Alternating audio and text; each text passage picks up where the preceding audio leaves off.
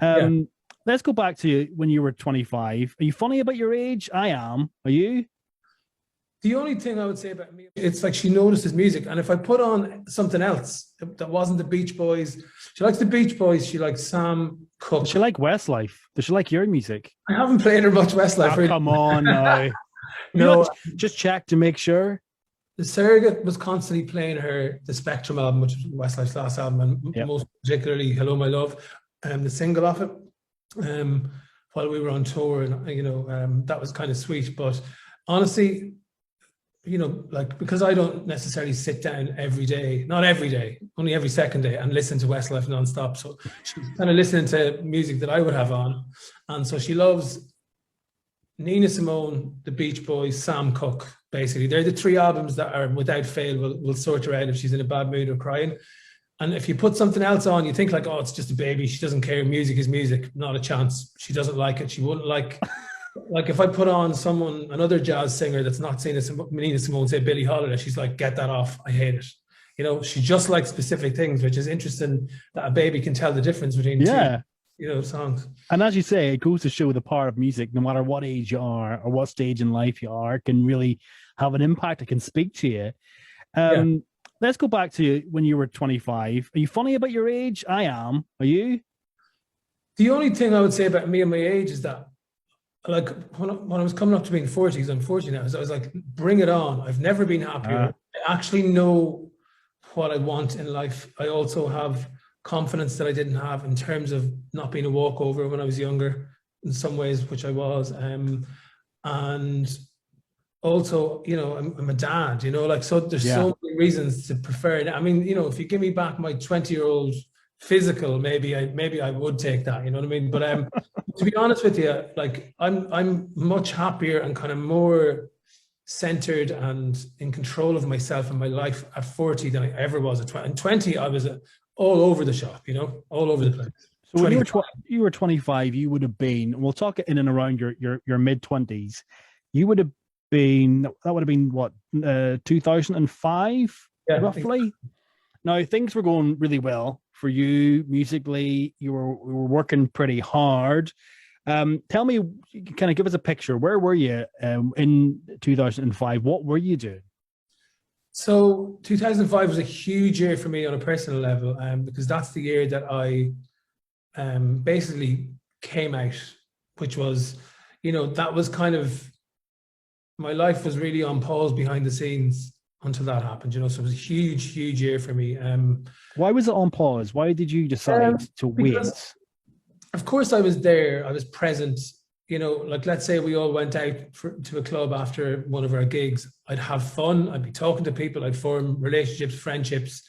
But, being gay doesn't define you, but it is also a huge part of who you are.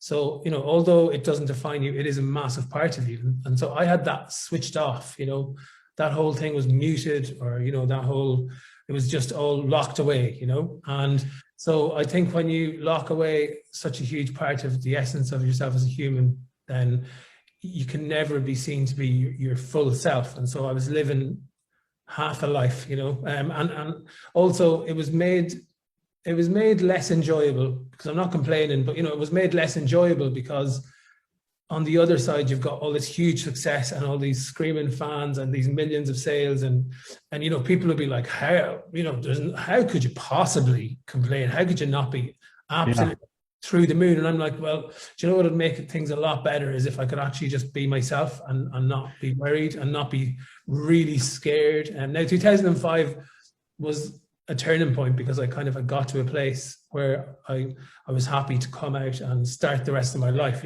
So to that point, because it was what, around 98 when Westlife started. So you've been doing that for a while. Success had been there for a while. Yeah. So would you not have any relationships? Would you? Because I've noticed in interviews over the years, people would ask, because people are nosy, people like me, they ask personal questions. They want to know the real you.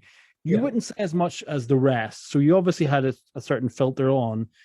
But was that because you weren't having relationships because you didn't feel like you could because of your public presence?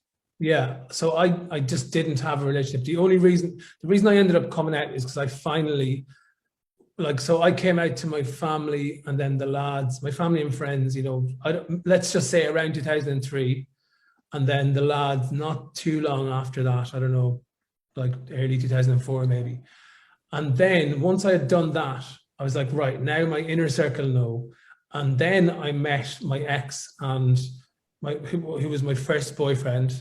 I had never been on a date, I'd never really, I just, you know what I mean? I'd never had any sort of a relationship whatsoever. And the reason for that was I know that there's, gay pop stars out there that are, straight to the public and they're living, they might have a boyfriend or they could be sneaking out in the gay club, stuff like that, I just couldn't. I was so scared. I was like, if I was in some indie band or if I was in some whatever, but I'm in Westlife, it's literally, we're such a mainstream act, you know what I mean? If I walked into a gay bar, and said, look, sure, nobody's going to really say anything if they see me in here either. Like, it'd be the opposite to that. The London gay scene, at the best of times, God love them, there could be a bunch of bitches, do you know what I mean? And so, and also, there's loads of journalists in the gay bars. There's loads of gay journalists, like there's loads of gay people in every. But were you worried that it was how the fans would react or how it was the press would react, and that response to you coming out as gay would be negative? Yeah, I definitely thought that. I definitely had a feeling that, like, I had this guilt that I felt, and this is the problem. Like I'm not the type of person to like live a lie. Yet somehow I find myself in that position. Through no choice of your own, really. Well, I suppose in the end, the only person that was stopping myself from getting out of the situation was me, but I didn't know how to do that. And I'd done some therapy, not like a whole load of therapy, but I'd done some therapy sessions with this lovely older lady. She was really experienced. She was like a granny, my granny's kind of age group. And I through therapy, she sort of put it all out on the table, and she kind of, there was a eureka moment where she told me, she was like, well, do you realize that you're actually homophobic? And I was like, what? I was like, how dare you? Like, I'm homophobic, I'm gay, how could I be?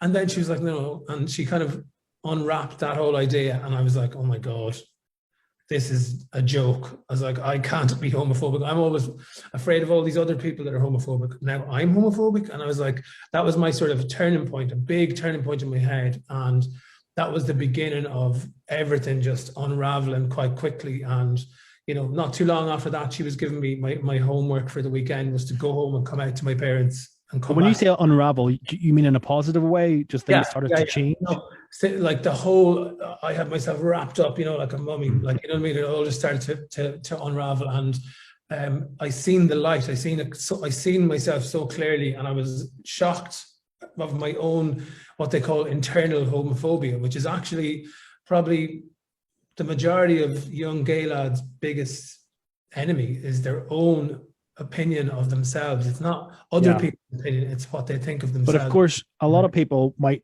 feel that feeling, that internalized homophobia is because of how sometimes society does treat gay people. Therefore, what's kind of built up as you grow, some of it's maybe subliminal, some of it's maybe from family and friends and press and everything like that. And all that must then just, feed into how you feel about yourself, even when you're not aware of it. Yeah, 100%. So, like, for some reason, I thought that all the conditioning that happens in society, whether it's on TV or in the press, or whether it's lads or girls in the school ground, or things that your family might say and they're not realizing, all that sort of homophobia that goes on, like, it doesn't go over the gay person's head. They're also hearing it, and they're also being conditioned to think that there's something. I'm going back to, we're talking about when I was a teenager or whatever, and so the gay person is also conditioned to be homophobic, just like everybody else. Yeah. They would never, that's just a thought that never occurred to me, that I was actually, just like everybody else, conditioned to be homophobic myself. And that was like, my point was like, right, that's the end of it now. Like, I mean, that's the last straw. I'm not homophobic. I'm going to change that. And if I really, really want to change that, I need to deal with this. I need to come out. I need to just, move on, And how did you come out to your family, for example? And how did you build yourself up to that? Or did you just do it once you decided? I mean, I've never talked too much about like, the mum coming out to mum and dad and stuff like that. But I mean, like, and my closer family, because it's just, I don't know, we're kind of quite a reserved family. But, I basically like, not getting into too much, but I brought my mum and dad we always go on Sunday drives, Sunday spins, we call them. Okay. Like some of my friends, my boyfriend's like, my fiance, sorry, he's like, what is this thing about you getting in the car with your family on Sundays and going for like big drives? It's like, I don't know anybody that does that, but I know other people that do it as well. Maybe it's Lego thing, is it? I don't know, but we used to just get in this.